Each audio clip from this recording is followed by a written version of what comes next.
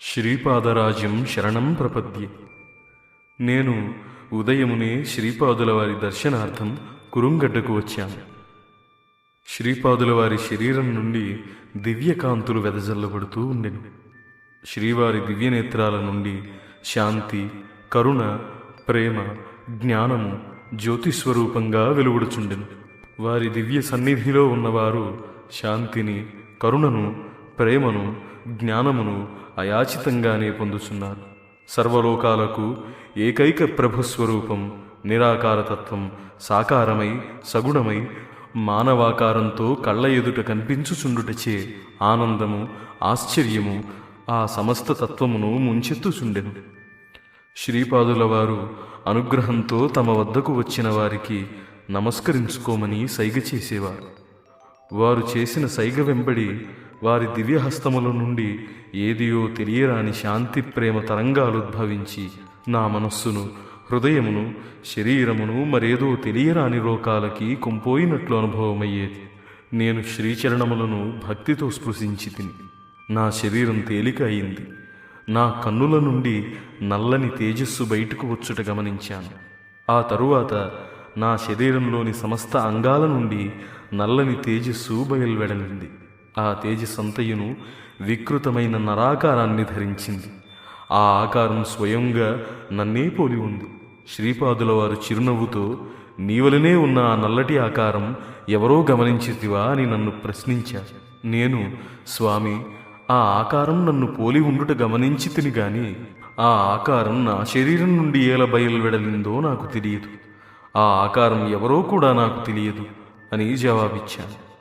అంతట శ్రీపాదుల వారిలా అన్నారు, నాయన, ఆ ఆకారం నీ పాప శరీరం. అతడు నీ పాపమయ పురుషుడు. ఇంక నీ శరీరంలో మిగిలింది పుణ్యమయ పురుషుడు.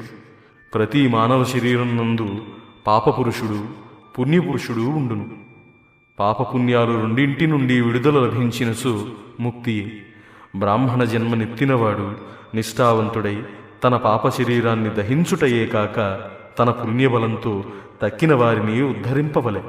బ్రాహ్మణుడు సత్వగుణ ప్రధానుడై ఉండవలెను. వేదశాస్త్ర విహితమైన కర్మలను తక్కిన వారి చేత ఆచరింపజేయచ్చు. తన జీవనోపాధికి అవసరమైన ద్రవ్యమును మాత్రమే వారి నుండి తీసుకొనవలెను. ఆ రకంగా ద్రవ్యమును తీసుకున్నప్పుడు వారి పాపం కూడా అప్రయత్నంగానే తీసుకునుచున్నాడు. ఆ పాపమును తన తపోరూపమైన అగ్నిలో దహించి వేయవలెను. ఆ రకంగా జీవించు బ్రాహ్మణుడు మాత్రమే బ్రాహ్మణ శబ్దానికి అర్హుడు. అట్లు కాని ఎడల అతడు జాతి మాత్రం చేతనే బ్రాహ్మణుడు గాని బ్రహ్మజ్ఞానవంతుడైన బ్రాహ్మణుడు మాత్రం కాజాలడు. మా మాతామహులైన బాపనార్యుల వంటి వారును, మా పితృదేవులైన అప్పలరాజశర్మ వంటి వారును సద్బ్రాహ్మణుననిపించుకొనగలిగినవారు. మా మాతామహి రాజమాంబయును, మా మాతృదేవి సుమతీ మహారాణియు పరమ పవిత్రులు. అటువంటి వారి స్మరణ మాత్రం చేతనే జీవుల శరీరాలందలి వేల వేల పాపాలు తక్షణం పలాయనం చిత్తగించును. ఈ మాటలు పలికిన శ్రీపాదుల వారు క్షణకాలం మౌనముద్ర వహించారు. చేతివ్రేళ్లతో తమ భ్రూమధ్యాన్ని తాకి తమ కుడి హస్తాన్ని చాచారు. వారి అరచేయి నుండి ప్రకాశవంతమైన వెలుగు ఆవిర్భవించింది. తక్షణమే హోమమునకు కావలసిన పవిత్ర వస్తువులు ఉద్భవించినవి. కొన్ని మధుర ఫలములు, పుష్పములు కూడా ఉద్భవించెను. తదుపరి కాంచనము, రజతము ఉద్భవించెను. ఆ తదుపరి నవరత్నాలు ఉద్భవించెను. అటు తదుపరి దివ్యాగ్ని ఉద్భవించెను. నా శరీరం నుండి వెలువడిన పాపపురుషుడు మహాభయ కంపితుడై అరుస్తూ ఉండెను. శ్రీపాదుల వారు తమ నేత్రముల కదలికతో పాపపురుషుని దివ్యాగ్ని యందు పడి దగ్ధం కావలసిందని ఆజ్ఞాపించారు. వాడు అయిష్టముగానే ఆ అగ్ని యందు పడెను. నా శరీరం నందంతటను మంటలుద్భవించెను. నేను, స్వామి, నేను దహింపబడుచున్నాను, రక్షింపుడు, రక్షింపుడు అని అరుచుచున్నాను. శ్రీపాదుల వారి దివ్యనేత్రముల నుండి కాంతి తరంగమొకటి నన్ను తాకినది. నా శరీరం శీతలమయ్యను. హోమాగ్ని పాపపురుషుని కాల్చివేసినది. నా శరీరం నందు రకరకాలైన విద్యుత్తులు ఉద్భవించినవి. నా కుండలిని జాగృతమగుట గమనించాను. నా నాడీ స్పందనం ఆగిపోయాను. హృదయ స్పందనము ఆగిపోయాను. నేను సమాధి స్థితిలోకి జారుకున్నాను. మధ్యాహ్న సమయమైంది. ఆనాడు గురువారం. శ్రీపాదుల వారు స్నానమాచరించి భక్తజన పరివేష్టితులై ఉన్నారు. భక్తజనులు సమర్పించిన భిక్షాన్నమును శ్రీపాదుల వారు తమ దివ్యహస్తంతో స్పృశించారు. తమ కమండలము నుండి జలమును భక్తజనులపై ప్రోక్షించారు. అష్టదిక్కులయందు కొంత అన్నము బలిగా ఉంచారు. కోటి కోయిలల కమ్మని స్వరంతో నన్ను పేరు పెట్టి పిలిచారు. అందరినీ భోజనం చేయండని ఆజ్ఞాపించారు. నన్ను తమకు సమీపంగా రమ్మని ఆదేశించారు. క్షణకాలం కనులు మూసుకుని తిరిగి కన్నులను తెరిచి నా వైపు తమ విశాల దృక్కులను సాగించారు. వారి చేతిలో రజత పాత్ర ఒకటి ఆవిర్భవించింది. దాని నిండుగా హల్వా అని పిలువబడు ఉత్తర దేశ వంటకం ఒకటి ఉన్నది. అది శ్రీపాదుల వారికి ఇష్టపాత్రమైన వంటకం. శ్రీపాదుల వారు శంకర భట్టు, నన్ను నా భక్తులు తమ భక్తి పాశాలతో బంధించెదరు. నేను నిష్కల్మషమైన భక్తి శ్రద్ధలకు మాత్రమే బద్ధుడను. శ్రేష్ఠిగారి ఇంట వారి ధర్మపత్ని వెంకట సుబ్బమాంబ ఈ వంటకాన్ని నా నిమిత్తమై తయారు చేసి నేను ఆరగించిన తదుపరి మాత్రమే భోజనం చేస్తానని ప్రతిజ్ఞ పూనింది. వారి మనుమరాలు లక్ష్మీవాసవి నా చేతికి రక్షాబంధనం కట్టింది. నా భర్త జాతకం నందు మారకయోగమున్నదని జ్యోతిష్కులనుచున్నారు. నీకు నేను రక్షాబంధనం కట్టిన మాట యథార్థమేని నీవు ఈ ప్రసాదాన్ని స్వీకరించి నన్ను సుమంగళిగా ఆశీర్వదింపవలసిందని పట్టుబట్టి నిరసన దీక్ష చేపట్టింది. నాకు వేరే గతి ఏమున్నది? చిరంజీవి లక్ష్మీవాసవిని లక్ష్మీ సౌభాగ్యవతిగా ఆశీర్వదించి పుష్పాలను, గాజులను, కుంకుమను ప్రసాదించాను.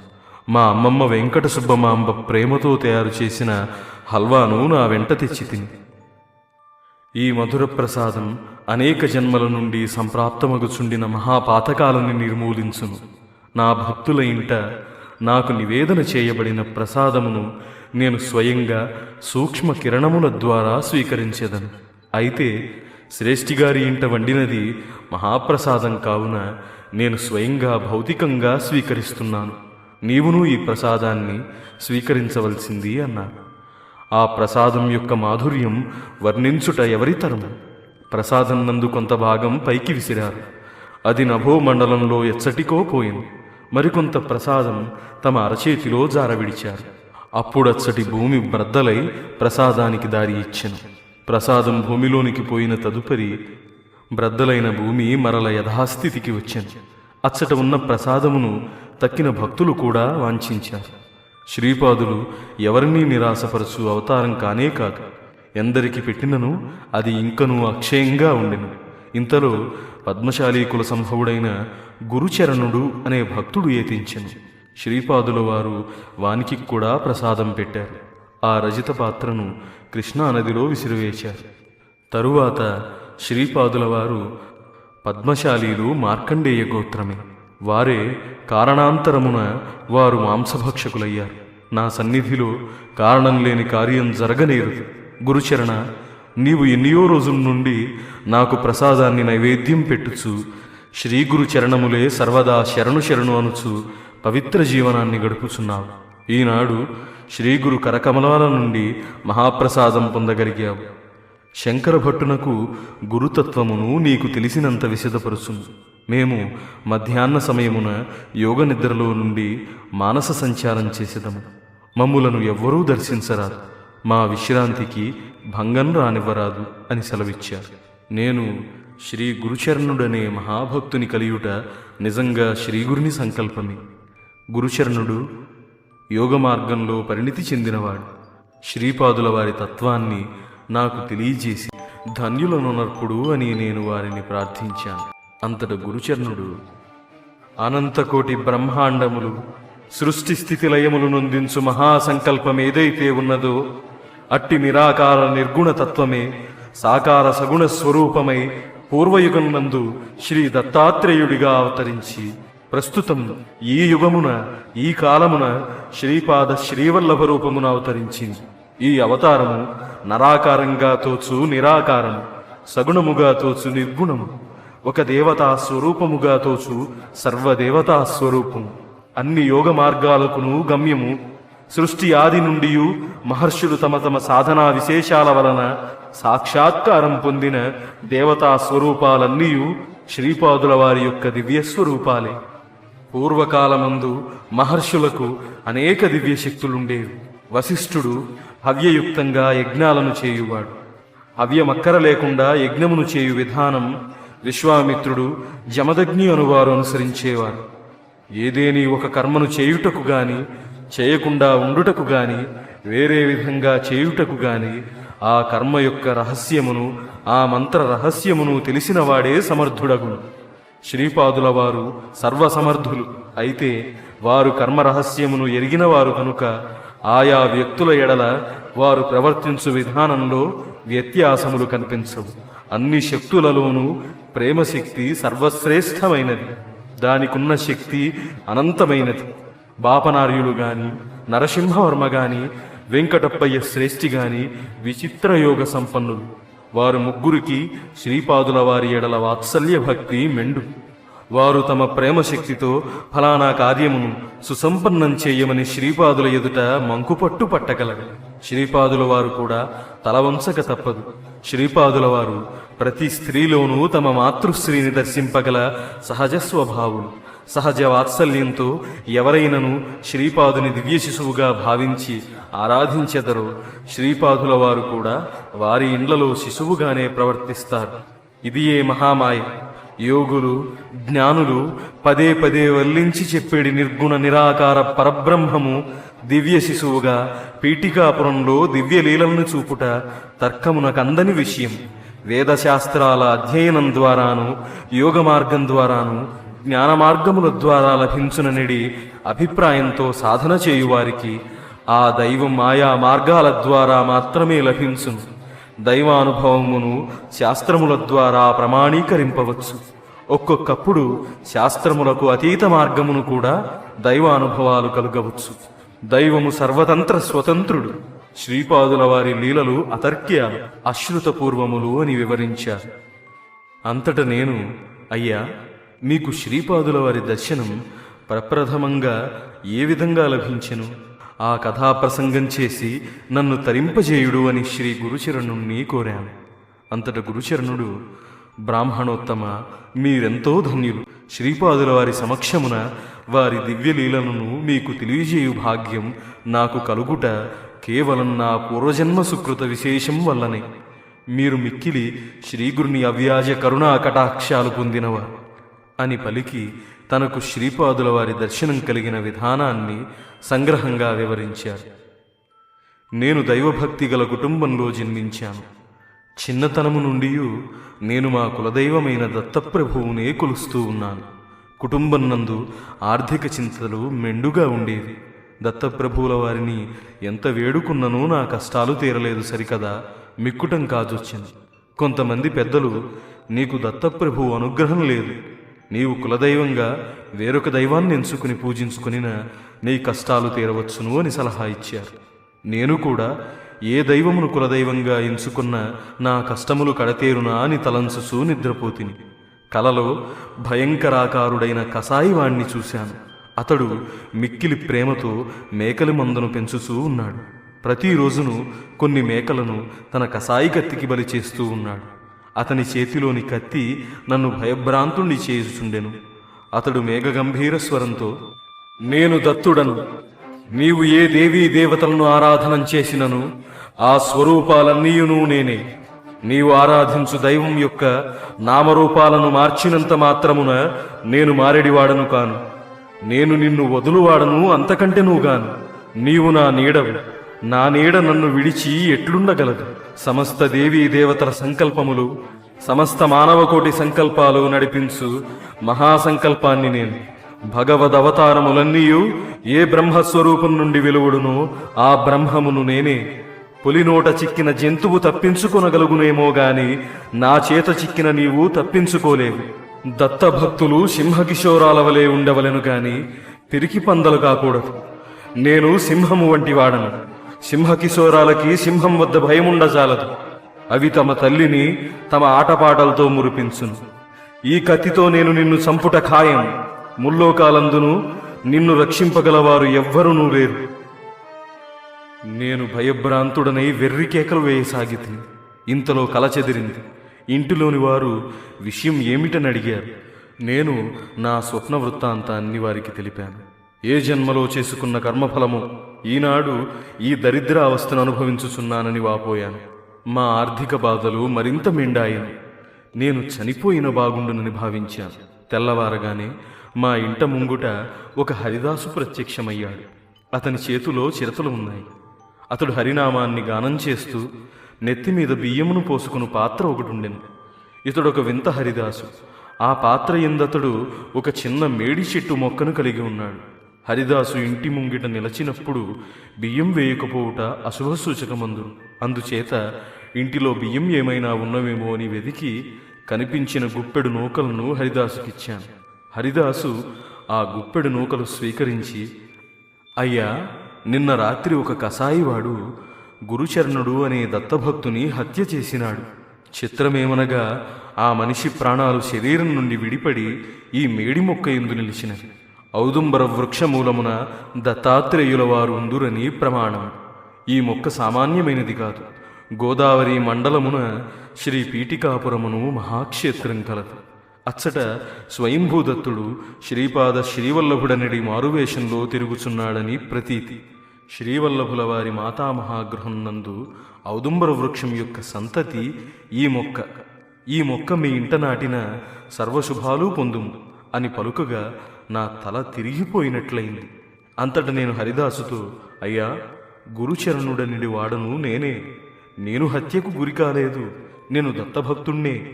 నేను స్వప్నమున కసాయివాణ్ణి చూశాను. అతడు తన కత్తితో నన్ను సంహరించెదనని చెప్పినాడు. ఏ మానవుడైనా విగత జీవుడైనప్పుడు అతని శవం సంప్రాప్తం కానప్పుడు మేడికర్రలను పేర్చి శవముగా భావించి ఉత్తర క్రియలను చేయుట విని ఉన్నాను. అంతేకాని ఒక మనిషి ప్రాణాలను ఔదుంబర వృక్షంలోనికి ఆకర్షించి అదే సమయంలో అదే మనిషి యందు ప్రాణాలు నిలుపుట ఎచ్చట వినలేదు, కనలేదు అన్నాను. అంతట హరిదాసు బిగ్గరగా నవ్వి, నీవు చెప్పునది నిజమే, కాదనను. ఈ సృష్టి యొక్క మర్మమంతయును ఆదిగురుడైన జగత్ప్రభువునకు మాత్రమే అవగతం. ఉత్తర క్షణంలో వారు ఏమి చేయ సంకల్పించెదరో సప్తర్షులు కూడా గ్రహింపజాలరు. అట్టిది నీవెంత, నేనెంత. మనుష్యుడు శారీరకంగా మరణించిననే మరణమనుకునుచున్నావు. జాతకుని మారకదశ సంప్రాప్తమైనప్పుడు సద్గురువు తన శిష్యుని ఘోరమైన మానసిక క్షోభకు, ఘోరమైన అవమానాలకు, భరించశక్యం కాని కష్టనష్టాలకు గురిచేసి కర్మక్షయమునరించి పునర్జన్మను ప్రసాదింపవచ్చు. అవతార పురుషుడు తన ఆశ్రితుని స్వల్పమైన వ్యధకు గురిచేసి పునర్జన్మనీయవచ్చును. అయితే దత్తాత్రేయుల వారు తమ ఆశ్రితుల ప్రాణశక్తిని తాము సదా నివసించడి ఔదుంబర వృక్షానికి ఆకర్షించి ఔదుంబర వృక్షం నుండి వెలువడు ప్రాణశక్తి ద్వారా ఆశ్రితుని శరీరాన్ని రక్షించెదరు. అల్పజ్ఞుడైన ఆశ్రితుడు తన శరీరనందరి ప్రాణశక్తి ద్వారా తాను జీవించుచున్నానని అనుకును. అయితే యథార్థమేమనగా ఆ ప్రాణశక్తి ఔదుంబరం నుండి వెలువడి భక్తుని యొక్క శరీర వ్యాపారాలను నిర్విఘ్నంగా నిర్వర్తింపజేయుచున్నది. మారకదశ తొలగిన తక్షణం ఔదుంబరం నుండి వెలువడు ప్రాణశక్తి మరలా భక్తుని యందు సుప్రతిష్టమై మరికొంతకాలం ఆ భక్తుడు జీవించును. ఔదుంబరం నుండి ఎంతటి ప్రాణశక్తి వెలువడినను అది పరిపూర్ణంగానే ఉండును. దానికి కారణం శ్రీ దత్తాత్రేయుల వారు ప్రతి ఔదుంబర వృక్షమూలమున సూక్ష్మరూపంగా సుప్రతిష్ఠులయ్యుండు అని విశదపరిచెను. నాకు హరిదాసు చెప్పునదంతయు ఆశ్చర్యకరంగా ఉండెను.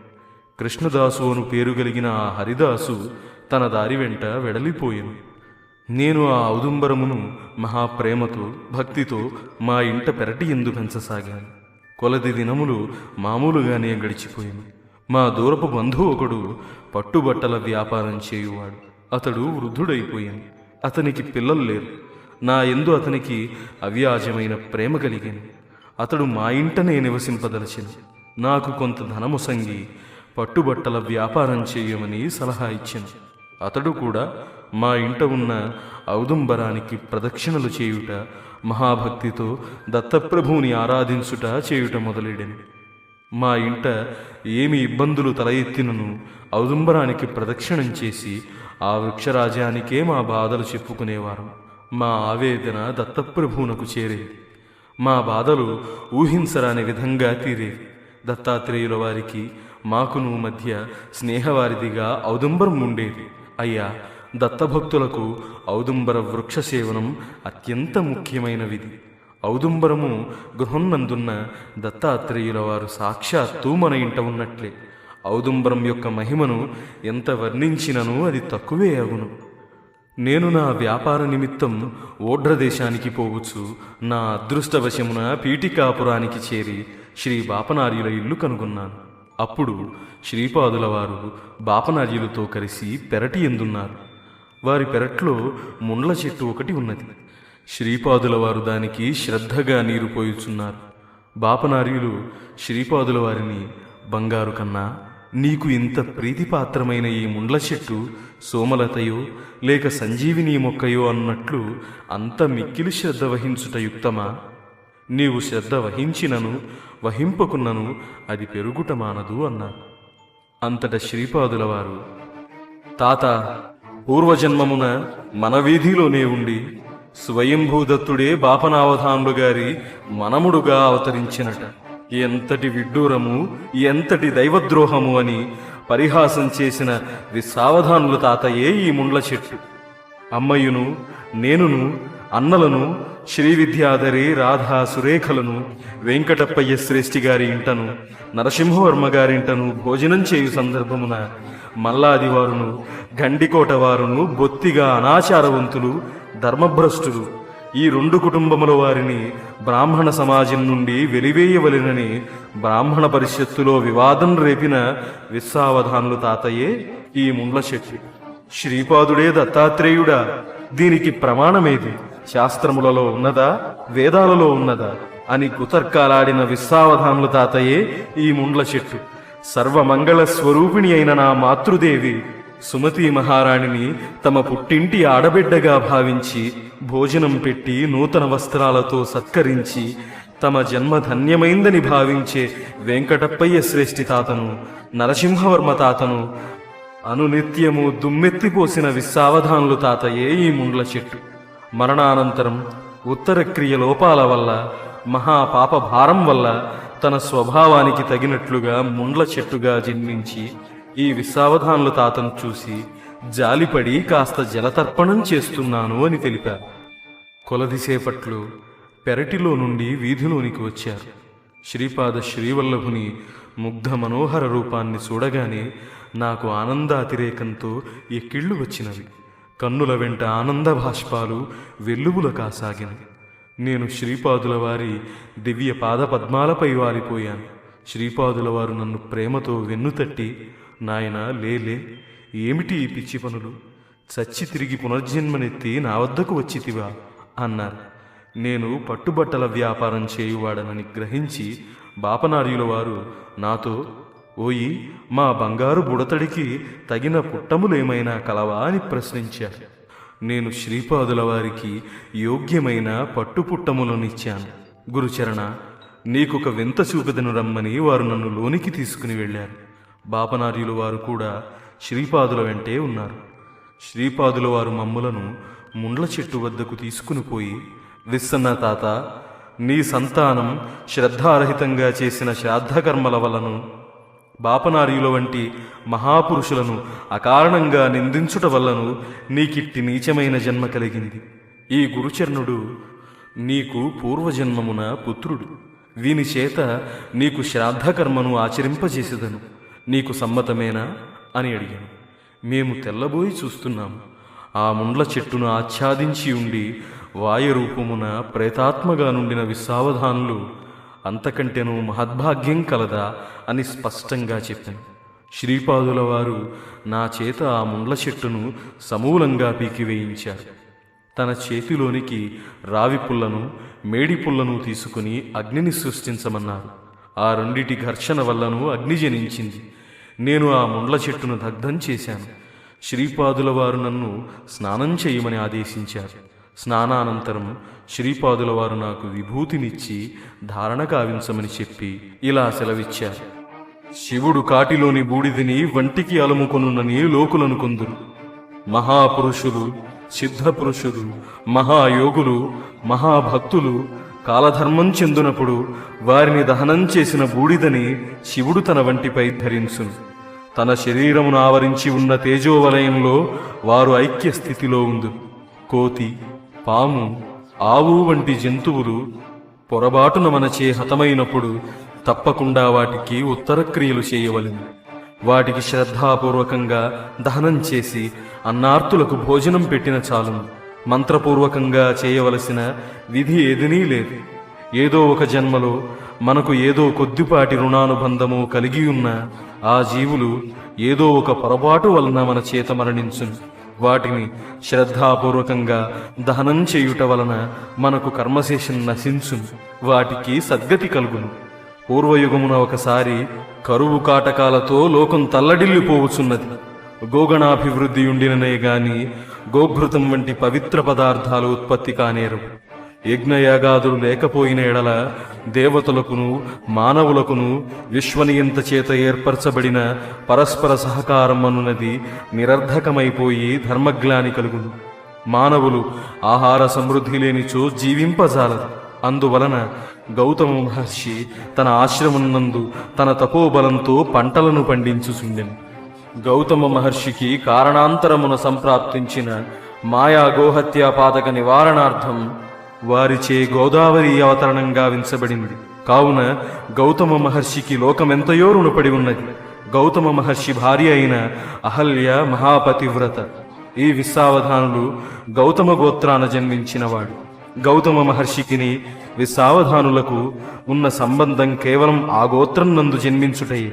ఇది అత్యంత స్వల్పమైన రుణానుబంధమే అయినను త్రేతాయుగంలో ఇదే పీఠికాపురంలో సావిత్రికాటక చైనంలో గౌతమ మహర్షి కూడా పాల్గొని ఉన్న కారణమున విశ్వావధానుల అదృష్టవశమున పీఠికాపురమున జన్మించుటయేగాక అత్యంత దుర్లభమైన నా దర్శనాన్ని కూడా పొందియున్న కారణము చేత అయోగ్యునికి కూడా అవ్యాజకరుణతో సద్గతిని ఈ దత్తుడు ప్రసాదించగలడనే లోకానికి వ్యక్తం కావలసిన తరుణం వచ్చుట చేత ఈ సంఘటన జరిగింది. రుణానుబంధం లేనిదే సునకం కూడా నీ దగ్గరకు రాజాలదు. కావున ఎవరైనా నీ సహాయార్థమై వచ్చినచో వీలు కలిగిన సహాయం చెయ్యుము. వీలు లేకపోయినా శాంతవచనాలతో నీ అసమర్థతను తెలుపుము. అంతేగాని నిర్దాక్షిణ్యం చూపరాదు. ఆ విధంగా నిర్దాక్షిణ్యం చూపుదువేని సర్వభూతాంతర్వర్తినైన నేను కూడా నీ ఎడల నిర్దాక్షిణ్యంగా ఉందును. నీవెంత సత్యమో, ఈ లోకమెంత సత్యమో, ఈ సర్వ సృష్టియును ఎంతటి సత్యమో, ఈ సమస్తమునకు నేనే మూల కారణమనేది కూడా అంతే సత్యం. నేను అన్ని సత్యములకును సత్యమైన పరమసత్యమును. వేదన్నందు కూడా సత్యం జ్ఞానమనంతం బ్రహ్మ అని చెప్పబడింది అను విషయాలు సవివరంగా తెలిపారు. నేను నిశ్చేష్టితుడనై చూస్తూ ఉన్నాను. బాపనార్యుల చెక్కిళ్లపై ఆనందాశ్రువులు రాలుచుండెను. శ్రీపాదుల వారు తాతగారి చెక్కిళ్లపై జాలువారు అశ్రువులను తమ చిట్టి చేతులతో తుడుస్తూ, తాత, ఈ మధ్య నీవు సదా నా ధ్యానంలోనే ఉంటున్నావు. నీ జన్మధన్యం. అచ్చముగా నీ రూపంలోనే నరసింగ సరస్వతి అవతారం ధరించెదను. ఇది సత్యం అని చెప్పి బాపనార్యుల వారి చేతిలో చేయి వేశారు. అంతటా బాపనార్యులు, శ్రీపాద, ఎన్నో రోజుల నుండి ఒక సందేహం నా మనస్సునందున్నది, అడగమందువా అని సందేహాన్ని వెలబుచ్చారు. తక్షణమే శ్రీపాదులు చిరునవ్వు నవ్వుతూ, తాత, నీ అంతటి వాడికి సందేహమా? 10 సంవత్సరాల బుడతండైన నేను తీర్చుటయా? అయిన నువ్వు ప్రయత్నించేదని అడుగుము. సృష్టి స్థితి లయములు బ్రహ్మ విష్ణు మహేశ్వరులే కదా చేస్తున్నారు. శ్రీపాదుడు అవునని అనని. వారి యొక్క శక్తి స్వరూపాలే కదా సరస్వతి, లక్ష్మి, పార్వతులు. శ్రీపాదులు మరల అవుననండి. ఈ త్రిమూర్తులను, వారి యొక్క ఈ త్రిశక్తులను ఆదిపరాశక్తియే కదా సృష్టించింది. మరల శ్రీపాదుల వారు అవునని. అయిన ఎడల నీవెవరు అని బాపనార్యులు శ్రీపాదుల వారిని ప్రశ్నించారు. తాతగారి నోటి వెంట ఈ ప్రశ్నల పరంపర రాగానే శ్రీపాదుల వారు ముగ్ధ మనోహరంగా నవ్వి, తాత, ఇప్పుడే మీ కండ్ల ముందు ఎదురుగానే ముళ్ళ చెట్టుకు సద్గతిని కలిగించాను. నేను చేయు పనులకు శాస్త్ర ప్రమాణం ఉన్నదా అనిడి విచికిత్స అనవసరం. నేను అన్ని యోగ భూమికలందు ఉన్నాను. నన్ను ఆయా భూమికలలో యోగి అయిన వాడు తప్పక కలుసుకోగలడు. సృష్టి అనున్నది మాయ కాదు, దీనిని సృష్టి అని భావించుట మాయ.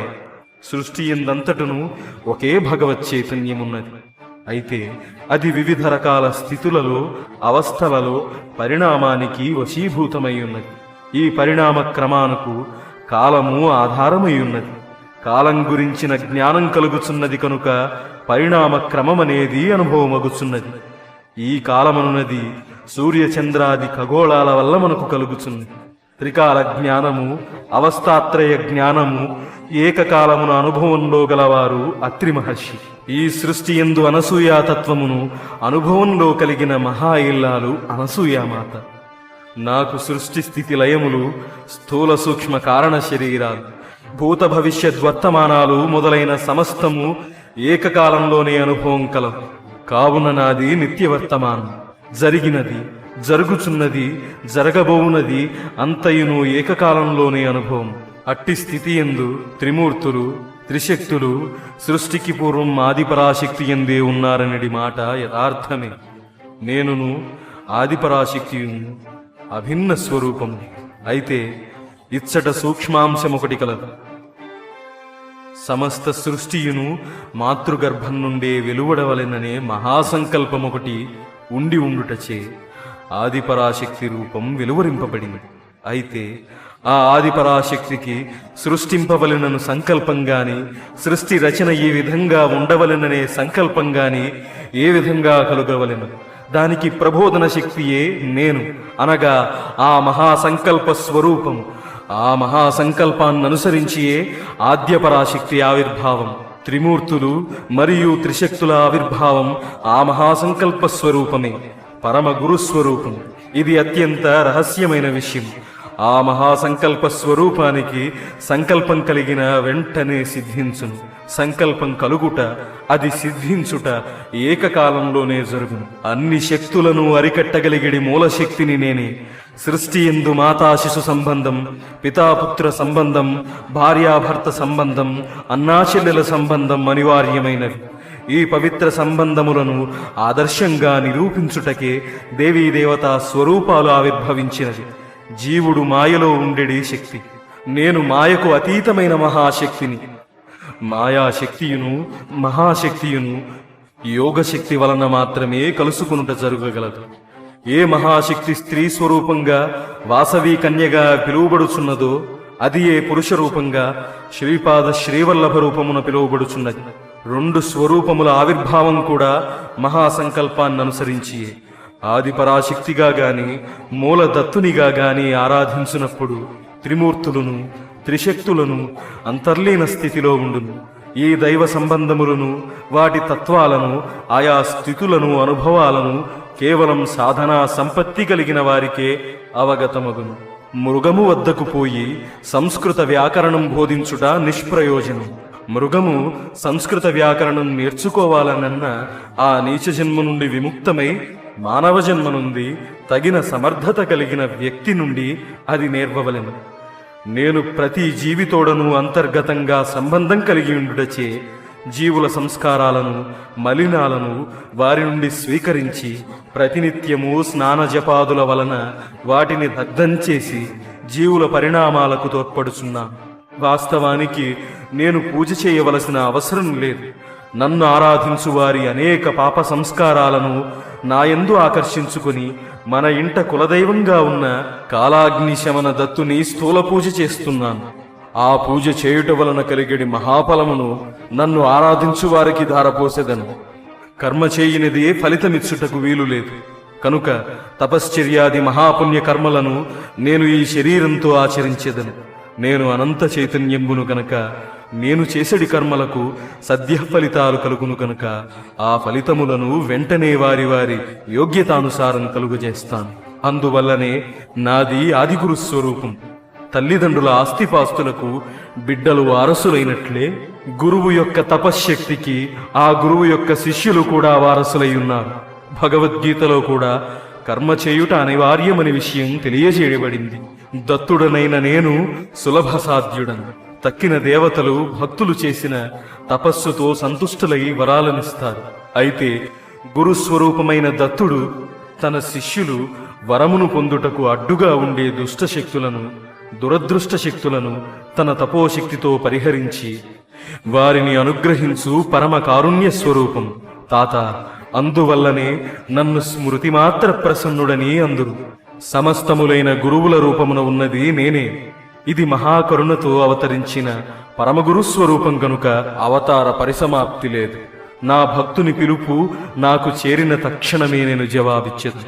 నా భక్తుని నుండి పిలుపు ఎప్పుడు వచ్చునా అని నేను నిరీక్షిస్తూ ఉంటాను. నా భక్తుడు నా వైపు ఒక అడుగు వేసినా నేను నా భక్తుని వైపు 100 అడుగులు వేస్తాను. నా భక్తులను కంటికి రెప్పవలే కాపాడి అన్ని విపత్తుల నుండి, బాధల నుండి కాపాడుట నా సహజ నైజం అని వాపనార్యుల వారికి శ్రీపాదుల వారు దివ్యోపదేశాలు చేశారు. అంతట నేను ఆ మహాగురువులను, మహాప్రభు, సోమలత గురించియు సోమయాగం గురించియు నేను కర్ణాకర్ణిగా విన్నాను. దయచేసి దాని వివరాలని తెలపవలసింది అని అడిగాను. అంతటా శ్రీపాదుల వారు సోమలతనే సంజీవిని మూలిక అని అంటారు. నీకు దానిని చూడవలనని ఉన్నదా అని అడిగారు. నేను అవునన్నాను. వెంటనే వారి చేతి యందు సంజీవిని మూలిక ప్రత్యక్షమైంది. దానిని నాకు బహుమానంగా ఇచ్చారు. అది వారి దివ్యప్రసాదంగా ఈనాటికి నా వద్ద పూజా మందిరంలో భద్రంగా ఉన్నది. అంతట శ్రీపాదుల వారు ఇలా అన్నారు. ఈ సంజీవిని వనమూలికలు హిమాలయ పర్వత శ్రేణులలో, కాశ్మీరులోని మానస సరోవరంలోను, సింధు నది ఉద్గమ స్థానం దగ్గర, మల్లికార్జున ప్రభు నిత్య నివాసమైన శ్రీశైల పర్వతం వద్దను, సహ్యాద్రి, మహేంద్రదేవగిరి, వింధ్య పర్వత శ్రేణి, బదరి అరణ్య ప్రాంతములందునూ లభ్యమగుచున్నది. దీని ప్రభావము వల్లనే లక్ష్మణుడు మూర్ఛ నుండి కోలుకున్నాడు. దీనిని సేవించుట వలన ఎన్నో రోగాల నుండి విముక్తి లభిస్తుంది. దీని లేపనం వలన ఆకాశగమనం అనే సిద్ధి కలుగును. కండరాలు బలపడుటకు, నేత్రకాంతి పెరుగుటకు, శ్రవణశక్తి పెరుగుటకు ఇది ఎంతో దోహదకారి. దీని ప్రభావం వల్ల అగ్ని వలన గాని, జలము వలన గాని, విషము వలన గాని ఏ రకమైన భయమును, దుఃఖమును కలుగజాలదు. దీని వలన అణిమాది అష్టసిద్ధులు కలుగును. ఈ సంజీవిని మొక్క శుక్లపక్షం మొదలు పెట్టినప్పటి నుండి ఒక్కొక్క రోజుకు ఒక్కొక్క ఆకు చొప్పున జనించుచు పౌర్ణమి కాగానే ఆ కొమ్మకు 15 ఆకులు వచ్చును. కృష్ణపక్షం మొదలు కాగానే ప్రతిరోజు ఒక్కొక్క ఆకు రాలిపోయి అమావాస్య నాటికి అన్ని ఆకులు రాలిపోయి ఎండిపోవును. ఎండిపోయిన ఈ చిన్ని కర్రను నీళ్లలో తడిపి రాత్రి గదియందుంచితే దాని నుండి వెలుగు కనిపిస్తూ ఉంటుంది.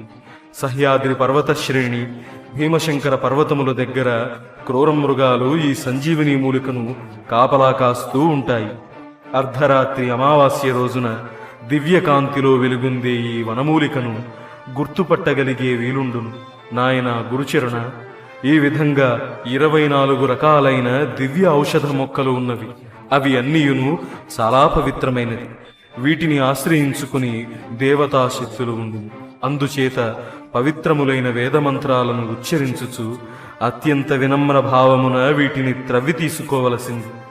ఆ 24 దివ్య ఔషధ మొక్కలు సోమ, మహాసోమ, చంద్రమ, అంశుమాన్, మంజువాన్, రజిత ప్రభు, దూర్వ, కనేయాన్, శ్వేతాన్, కనకప్రభ, ప్రతాన్వాన్, లాల్వృత్త, కరదీర్, అంశవాన్, స్వయంప్రభ, రుద్రాక్ష, గాయత్రి, ఏష్టం, పావత, జగత్, శాకర్, అనిష్టం, రైక్త, త్రిపద గాయత్రి అని తెలిపారు.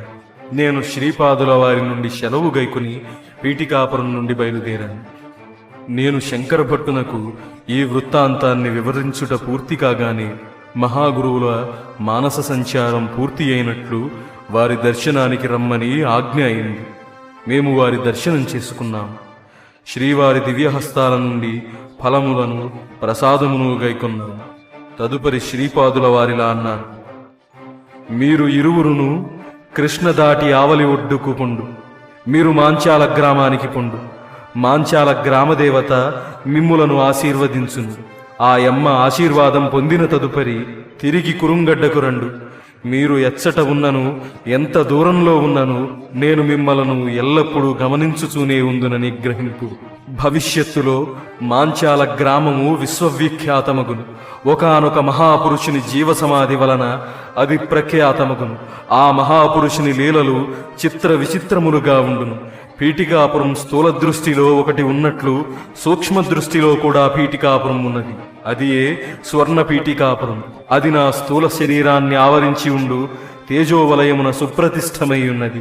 ఏ యుగంలోని వారైనను, ఏ దేశంలోని వారైనను, ఏ కాలములోని వారైనను నా కటాక్షాన్ని పొందిన ఎడల వారి చైతన్యం స్వర్ణపీఠికాపురం నందు సుప్రతిష్టమగును. ఇది యోగ దృష్టి కలవారెల్లరికీ అవగతం కాగలిగిన విషయం. స్వర్ణపీఠికాపురం నందు తమ జీవ చైతన్యమునకు స్థానమును సంపాదించుకోగలిగిన వారందరూ ధన్యులు. వారిని జన్మ జన్మలలోనూ నేను వెన్నంటి కాపాడుతాను. నాయనా శంకర భట్టు, అనేక వందల సంవత్సరాల తర్వాత నా పేరిట మహాసంస్థానం ఏర్పడగలదు. నా మాతామహాగృహమున, నా జన్మస్థలమున ఔదుంబర వృక్ష ఛాయ కింద నా పాదుకలు ప్రతిష్ఠించబడును. నా ముందు అవతారం యొక్క, నా తరువాత అవతారం యొక్క విగ్రహమూర్తులు కూడా ప్రతిష్ఠ కావించబడును. ఇదిగో దివ్య దృష్టినిచ్చుచున్నాను. చూడమని మా ఇరువురి భూమధ్యాలను తాకారు. మేము ఆ సుందర దృశ్యాన్ని చూసి ధన్యులమయ్యాము. వారి సంకల్పం అమోఘం, లీలలు విచిత్రాలు. మేము బయలుదేరినప్పుడు వారిలా అన్నారు: వశిష్ఠుని అంశ కలిగిన వాడు నా సంస్థానమున పూజారిగా వచ్చును. శ్రీపాద శ్రీవల్లభులకు జయము జయము.